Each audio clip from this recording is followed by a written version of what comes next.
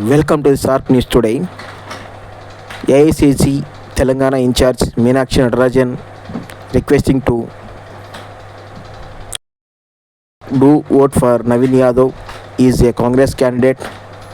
He will do more development to the Jubilee Hills constituency.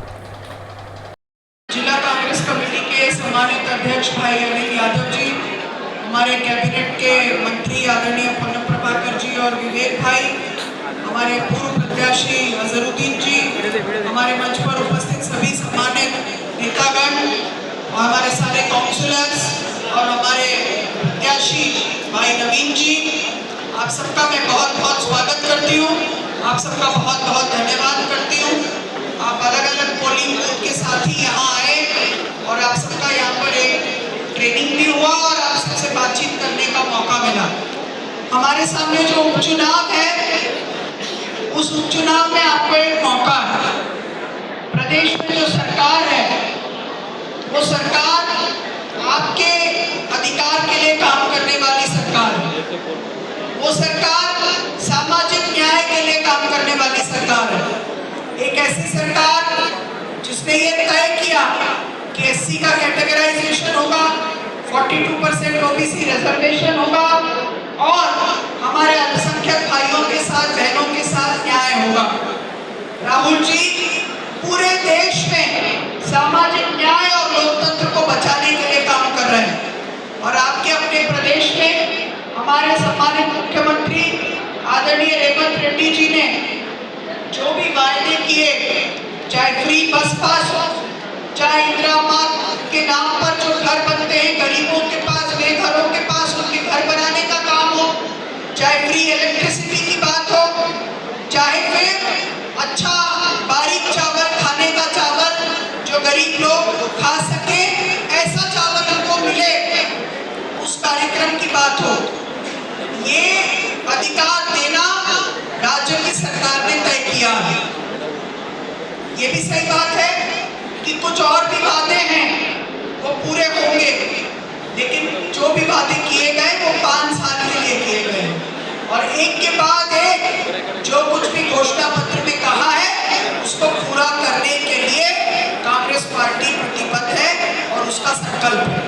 आपके सामने एक नया उम्मीदवार है और वो आपकी लड़ाई लड़ेंगे, इसका हम सबको विश्वास है। हमारे सामने दूसरे युवा साथी हैं जो जिला कांग्रेस के अध्यक्ष हैं, राज्यसभा के सांसद हैं। प्रदेश में कांग्रेस की सरकार है। उपचुनाव में जो भी परिणाम आए, सरकार यही रहने वाली है आने वाले 5 साल। लेकिन आपके क्षेत्र का विकास कब होगा? जब प्रदेश की सरकार जिस पार्टी की है, उस सरकार का जनप्रतिनिधि अगर हम लोग चुनकर भेजते हैं तो डबल ताकत के साथ जो सरकार काम कर पाएगी और आपके क्षेत्र का विकास हो पाएगा। ये मुद्दा लेकर हमें घर घर जाना है। मैंने देखा कि आपने पोलिंग बूथ की मैपिंग की है, आप घर घर गए हैं। इस प्रक्रिया को हमें आगे लेकर जाना है। लोकतंत्र में सबसे बड़ा अधिकार वोट डालने का अधिकार है। जिस तरह से वोट चोरी पूरे देश के सामने आई है, उसका अगर किसी ने सबसे ज्यादा लड़ाई उसके लिए लड़ी है, वो राहुल गांधी लड़ रहे हैं। वो लड़ाई बिहार में लड़ रहे हैं, वो लड़ाई पूरे देश में लड़ रहे हैं और उस लड़ाई को सही साबित करने के लिए आपको कांग्रेस का जनप्रतिनिधि चुनकर देना है।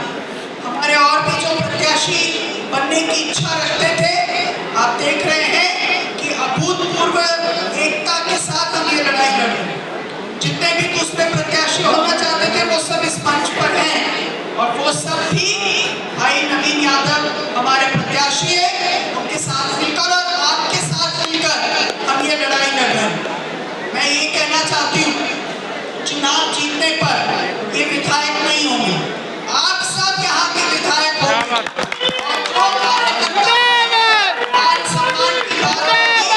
कार्यकर्ताओं के मान सम्मान का ध्यान रखना, हमारे वरिष्ठ नेताओं के मान सम्मान का ध्यान रखना, ये पार्टी की जिम्मेदारी है। और चाहे बहनें हैं, चाहे हमारे भाई हैं, हमारे बुजुर्ग हैं, उनकी लड़ाई हम लोग लड़ेंगे। ये मैं आपको कहना चाहती हूँ।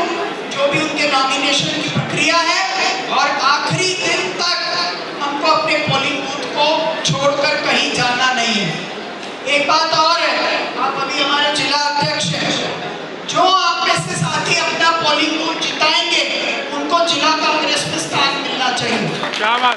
और उनका काम सबसे पहले सरकार के द्वारा होना चाहिए, ताकि हमारे जो पोलिंग बूथ के साथी हैं उनको ये विश्वास मिले, उनको हौसला मिले कि वो अकेले नहीं है, उनके साथ पूरी पार्टी के लोग खड़े हैं और हम इसको